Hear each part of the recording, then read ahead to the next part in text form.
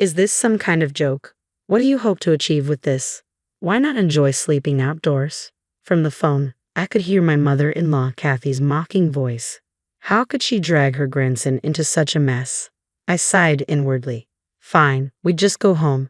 But Kathy was about to face an ordeal she never expected. My name is Meg. I'm 37 years old and work at a very ordinary company. Tom, my husband, and I have been married for 12 years now. Time flies. I first met Tom in our university club. We used to hang out a lot, but we were just friends and never dated. After graduation, we reunited at a club gathering. From there, we started talking more often and eventually began dating. About a year later, Tom suddenly asked me with a serious face, "Will you marry me?" I'll never forget his expression at that moment. So we got married, and soon after, our lovely son Mike was born. Mike is an active and a bit mischievous boy, but he's genuinely good-hearted. He excels at school and is especially passionate about baseball. He's been playing on a local youth baseball team since he was young, swinging his bat every day, rain or shine. Thanks to Mike's performance, his team often wins, and everyone says he's amazing. Tom and I always cheer for him at his games, clapping and shouting, "Hey, Mom and Dad, did you see today's game? How was it?" Of course, we wouldn't miss it. That home run was incredible. The game shifted the moment you hit it. Thanks. Look forward to even more impressive plays, Mike says with a grin. Then he heads to the yard to practice swings after dinner. His dedication is truly inspiring. He's always been committed, even when he was in the swimming club before baseball, practicing tirelessly despite his struggles. I hold a somewhat senior position at my company and try to embrace the same attitude of perseverance that Mike displays. When times get tough at work, I draw strength from his determination. Despite these daily joys, there's been a lingering concern in our household, Kathy. She seems to have had a grudge against me ever since we got married. Her attitude towards me has been harsh. Meg, why are you resting there? Usually, a daughter-in-law helps her mother-in-law when she's busy, right? Kathy snapped one day. I was caught off guard because my father-in-law Jason had just offered me dessert at the dining table, and I was having a leisurely chat with Tom. Kathy seemed irritated regardless. When I went to the kitchen, she gave me a stern look and muttered complaints. How can you act so thoughtlessly? Was this how you were raised? If your parents were like that, I'd understand. I was taken aback. Kathy knew nothing about my family, and her casual remarks were shocking. I'd never encountered someone who could speak so bluntly before. Since the pre-wedding meeting, Kathy's attitude had been tough, making it difficult to get along with her. As a result, I limited my visits to her house.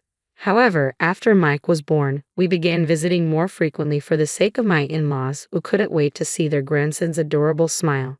Kathy would dote on Mike but consistently direct prickly remarks at me.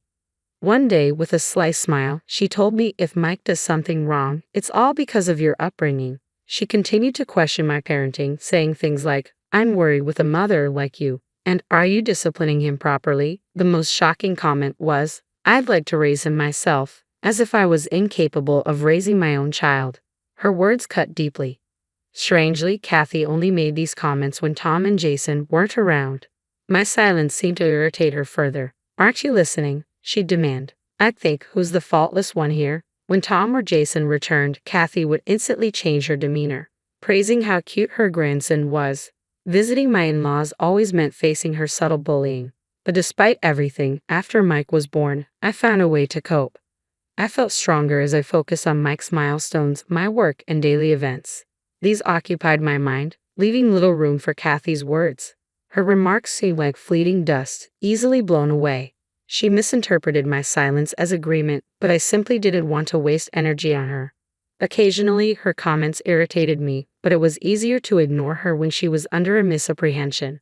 Jason, Tom, and Mike were always on my side. Over time, I even thought that these events might eventually become fond memories. 12 years had passed since our marriage, and our visits to the in-laws continued, with Kathy's jabs becoming a part of the routine.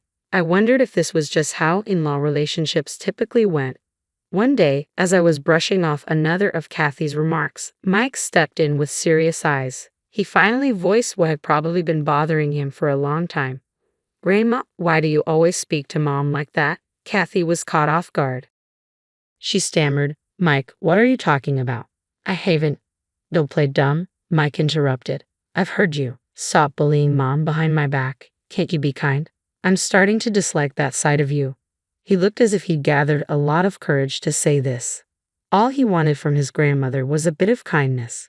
Kathy looked puzzled for a moment, as if she couldn't grasp what had been said. She seemed surprised by her grandson's words, but after a while, a hint of anger appeared on her face.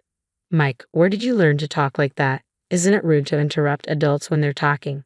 This is a conversation between Grandma and Mom. Meg, you need to educate him properly. Look at Mike's attitude. It's problematic. How could he have grown up without learning to choose his words carefully? I was secretly moved by Mike's bravery and courage. His strength had been evident since he was a child, and I was proud that it hadn't changed. Mike, thank you, I said, feeling a surge of emotion. But I'm okay. Please wait a little further away, all right? I got it, Grandma. My mom is kind, Mike said, and I was deeply grateful for his defense. Kathy's words no longer held any weight for me, but I didn't want Mike to face any further hostility. At that moment, Tom, summoned by Mike, appeared with a concerned expression. What's going on? Why is everyone so tense? Kathy, slightly startled by Tom's arrival, replied weakly, Oh, it's nothing. I was just talking with Meg. Anyway, I'll make some dessert. She hurriedly retreated to the kitchen. After Kathy left the room, Tom turned to me, asking, Are you okay? Mike spoke up suddenly. Mom is being bullied by Grandma. I rushed to explain, trying to avoid going into too much detail, but realizing Tom would worry if I didn't come clean. I shared how Kathy's harsh remarks had tormented me since we got married and revealed that I had secretly recorded some of her verbal attacks over the years. Tom was visibly shocked upon hearing the samples of the verbal abuse I had endured. Why didn't you tell me sooner? He asked, his voice filled with regret. I'm sorry I didn't realize this was happening. I'm truly sorry for not standing by your side. It's okay, I reassured him. After Mike was born, I was so occupied with daily child rearing and housework that I hardly thought about Kathy. You've done really well in such circumstances. Thank you, I added. I've been enjoying watching Mike grow up and haven't been concerned about the bullying much since becoming a mother. I never realized how strong you've become, Tom said, looking at me with admiration. No matter what happens, you can still smile. Oh, stop saying things like that, I replied, laughing lightly. We reminisce about the past with fondness. Having Tom and Mike by my side made the sting of Kathy's words seem less significant. However, a significant event was about to further test my relationship with Kathy. When Jason decided to retire, Tom and I planned a special surprise to celebrate. We wanted to give him something memorable and thought, how about a trip abroad? After discussing it, we decided on a family trip to Kunun. Jason's eyes lit up at the suggestion and he proposed, since we have the opportunity, let's all go together. So it was settled. Our family of 3, along with my in-laws, would travel to Kunun. It would be the first time for both families to travel abroad. Tom was a bit concerned and asked, considering my mother is coming too, are you sure it will be okay? I reassured him, saying, if we manage our time well and do activities separately when needed, it will be fine. We'll have a fun trip. In reality, I hope to spend minimal time alone with Kathy and, above all, to ride the positive vibe of the trip to create good memories. I was taken aback by Kathy's enthusiasm while planning the trip. She was incredibly excited, pulling out brochures and constantly suggesting places to visit. I questioned whether it was appropriate for her to make so many decisions about a trip that was meant to celebrate Jason. Jason, the true guest of honor, was genuinely kind and smiled at his wife's enthusiasm, doing his best to accommodate her wishes. Seeing his supportive attitude, I decided to respect his feelings as well. On the day of the trip, we woke up early, filled with anticipation, and headed to my in-laws' house. Good morning, Dad and Mom. Please get in the car, I said cheerfully. Jason responded with a big smile. Thank you for today. I've been really looking forward to this. Grandpa, let's sing a song together on the way. Mike invited enthusiastically, and Jason eagerly agreed. I quickly took a seat on the opposite side of Mike, and the 3 of us settled into the back seat. Kathy gracefully occupied the front passenger seat, while Tom took the wheel, ready to drive safely. The seating arrangement seemed ideal for a comfortable ride to the airport. The journey was smooth with no traffic congestion. We chatted, sang, and soon arrived at the airport with some time to spare. We decided to explore the airport, which had many shops and an observation deck. Mike, who loves watching airplanes, enjoyed the view from the deck. Feeling hungry? Mike said. I'm hungry, so we went to a small cafe for a light meal. Later, we browsed through a souvenir shop, and my in-laws appeared to enjoy examining various items. As our flight time approached, we began making our way to the gate. On the way, Kathy suggested, Meg, do you want to take a break? I'll watch the luggage. Why don't you go to the restroom? It seemed like a good idea, so I asked Kathy to keep an eye on our bags and took Mike, who said, Mom, I want to go too, to the restroom. To our surprise, the restroom was crowded, with even the men's room having a line. The unexpected situation made me laugh. Kathy, upon hearing about the crowd, quickly offered, I'll watch the bags, so you guys can go too. Tom and Jason decided to head to the restroom as well. It seemed Kathy had already used the restroom and was willing to wait for us. After using the restroom, Mike and I returned to where we had left Kathy, but despite searching, we couldn't find her or anyone else. I felt a wave of panic as I tried calling Tom, but my calls went unanswered. I was bewildered. Had they already gone to the boarding gate? The absence of our luggage only added to my confusion. Was it stolen? I didn't know what to do and felt a surge of anxiety. Just then, I received a call from Kathy. Hello, I answered. Kathy's voice came through with an unsettling cheerfulness. Where are you? I asked, trying to keep my voice steady. Kathy laughed and said, There's no need to tell you, Meg. I just want to enjoy myself with my husband and son. You two are just in the way. I was stunned. Wait a minute, this has to be a joke, right? My voice shook with confusion and growing anger. Your luggage? Kathy said casually. Oh, I think I threw it somewhere. Her tone was flippant. Panicking, I glanced around and spotted our luggage hidden under a chair nearby. Is this some kind of joke? What are you trying to achieve with this? My anxiety shifted to frustration. Oh, calm down, Kathy said dismissively. I've made sure your wallets and passports are safe. How about spending the night on the streets for fun? She laughed heartily. Where's my husband? I demanded. Tom would never allow this. Mike couldn't wait to get on the plane, so he went to the boarding gate with you first, Kathy replied, as if it were a game. That's why I had to make you rush and sit apart. I thought he'll notice right away. Her voice conveyed an unsettling sense of enjoyment. Fury and shock overwhelmed me. I couldn't believe Kathy would go so far, especially involving her grandson. We're going home now, I said, my voice heavy with defeat. Sounds good, Kathy said cheerfully. I'll pick out some souvenirs for you, of course, on your credit card. With that, she hung up, clearly believing she had the upper hand. I never thought it would come to this, but I knew she'd get her comeuppance soon. After hanging up, my phone vibrated with a WhatsApp message from Tom. Are you okay? I can't see our seats from here. I quickly explained the situation. Kathy had tricked us, and now we couldn't board the plane. Tom responded immediately. Seriously? What happened? I provided more details, and he seemed genuinely flustered. I can't believe this, but okay, I'll come down right away, Tom said, his voice a mix of disbelief and determination. I quickly formulated a plan to handle the situation and tried to calm him down. Let her think she succeeded for now, but I need a favor, I explained. Tom agreed and decided to head to Kunun with Kathy for the time being. In the meantime, I went to the police to report my wallet as stolen and called the credit card company to temporarily suspend it. We needed to protect ourselves from any potential harm.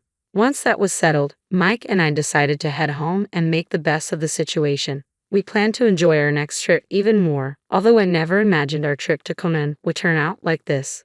Despite the unexpected turn of events, there was a silver lining.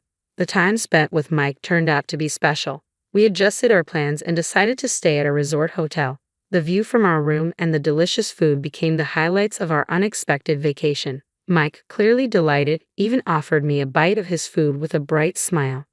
Mom, this is delicious, he exclaimed, his grin reassuring me that we had made the right decision. We also enjoyed a lovely barbecue at my parents' place. The aroma of grilled meat and the warmth of family made it feel like a true vacation. 3 days later, my husband and father-in-law returned, looking genuinely remorseful for Kathy's actions. I can't believe what my wife did. It's inexcusable, Jason confessed. Meg, I'm so sorry. I should have been more careful. Though they tried to apologize, Mike and I had moved past our initial anger. I was curious about their trip, so I asked. Tom laughed and shared that it had been a huge success. It turned out they had executed the revenge plan I had conceived. After directing Kathy to a luxury hotel, they went elsewhere, leaving her to fend for herself. Kathy arrived at the hotel, only to discover that I had canceled our reservation. Tom and Jason ignored all of Kathy's attempts to reach them and thoroughly enjoyed their time in Conan. When Mike asked excitedly if it had been fun with Grandpa, Tom smiled and replied, "Yes, but next time, let's all go together." He then filled me in on Kathy's series of misadventures. Mom kept sending frantic messages, Tom said with a sigh. Apparently, she had to stay at a cheap inn and barely got any sleep. She was counting on your credit card and the money from me and my father, but it turns out she hardly had any cash on her. She hasn't had a proper meal since the one we shared on the first day. She's been both physically and mentally worn out. Hearing about Kathy's predicament gave me a sense of relief. When Kathy finally arrived, she looked utterly drained and confused. "What have you done to me?" she exclaimed, her disheveled hair and bloodshot eyes clearly showing her distress. No one in the house sympathized with her. "You brought this upon yourself," we told her. "I heard from Meg about how you've mistreated her for 12 years. Kathy tried to defend herself, but Tom cut in. "Meg recorded everything. I was shocked when I heard the recordings. I had no idea you had said such things to Meg. You always acted kind to us on the surface, but behind our backs, you were doing this." And then the incident in Conan, leaving Meg and Mike like that and even stealing the wallet. "What were you thinking? This is clearly a crime," Kathy protested. "Wait a minute. I just wanted to have a good time with the family. Meg and Mike are family too." Tom's voice grew cold. "I'm done with you as a family member. I'm considering a divorce. I never imagined you'd do something like this. You've been deceiving us for so long. I can't forgive you for hurting our precious family. I don't want to have anything to do with you anymore." Kathy, ruthlessly berated by her husband and son, looked down, her face pale and shocked. She kept apologizing afterward, but the situation remained unchanged. "Meg, I'm truly sorry. I'll apologize as many times as needed. Please forgive me," Kathy said with a hint of desperation in her voice. I responded firmly, "Well, that's going to be a tall order for a lifetime because of your harassment as a mother-in-law. I went through a very tough period. I will be claiming compensation for that. Also, about taking my precious wallet without permission, I'll be reporting that to the police. And you should definitely pay the hotel cancellation fees." At my decisive words, Kathy's face turned even paler. Due to this incident, she suddenly found herself burdened with massive debt. Having been a housewife for many years, the only jobs she could find were minimum wage. Her relationship with her husband fell apart, and she started a new life alone in a modest apartment, working to pay off her debts. On the other hand, our family regained their peaceful days. The following year, we all planned and managed to go on an overseas trip together. Mike, experiencing foreign culture and scenery for the first time, was thrilled and enjoying himself. Seeing him happy warmed my heart and made me realize how important it is to cherish and love my precious family deeply.